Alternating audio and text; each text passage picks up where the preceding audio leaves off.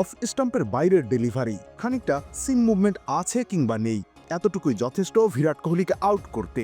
একের পর এক ইনিংস, চতুর্থ, পঞ্চম কিংবা আরও বাইরের বলে ড্রাইভ করতে গিয়ে উইকেটের পেছনে ক্যাচ দিয়ে চলেছেন তিনি। একই দৃশ্য দেখতে দেখতে যখন ক্লান্ত দর্শকের চোখ, তখন সিডনি টেস্টে আরও একবার এভাবেই প্যাভিলিয়নে ফেরার উপলক্ষ তৈরি করলেন এই ব্যাটার।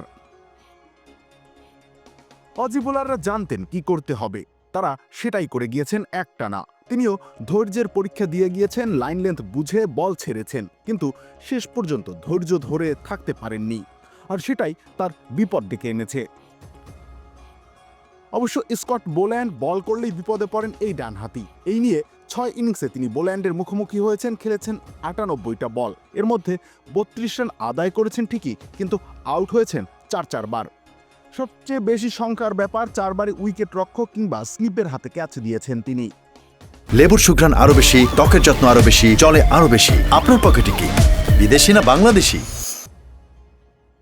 অস্ট্রেলিয়ার মাটিতে বিরাটের পরিসংখ্যান নিঃসন্দেহে ঈর্ষণীয়, তবে চলতি সিরিজে তিনি হয়ে উঠেছেন হতাশার আরেক নাম। রান পাচ্ছেন না, অফ ফর্মে আছেন, এসব মেনে নেওয়া কঠিন কিছু নয় সমর্থকদের জন্য, কিন্তু তার মতো সর্বকালের সেরাদের একজন একই রকমের ট্যাকটিক্সে বারবার আটকা পড়ছেন, সেই দৃশ্য কিভাবে মানা যায়? চলতি সিরিজে তো 7 বার এভাবে আউট হয়েছেন তিনি। যদিও এই তারকা নিজের সাথে নিজেই লড়াই করছেন, নিজের প্রিয় ড্রাইভ খেলা বাদ দিয়ে ইনিংস বড় করতে চেয়েছেন। তিনি কতটা খোলসবন্দি ছিলেন সেটাও পরিসংখ্যানে স্পষ্ট। সিডনি টেস্টের প্রথম ইনিংসে 69 বল খেলে একটাও বাউন্ডারি মারেননি তিনি। টেস্ট ক্যারিয়ারে এটাই তার বাউন্ডারিবিহীন দীর্ঘতম ইনিংস।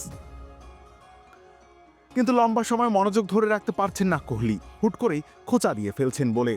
এখন প্রশ্ন, তাকে নিজের সাথে লড়াই চালিয়ে দেওয়ার সুযোগ দেবে কি টিম ইন্ডিয়া, নাকি রোহিত শর্মার মতো তাকে পেছনে ফেলে এগিয়ে যেতে চাইবে তারা? রবিউল ইসলাম রনি, খেলা ৭১।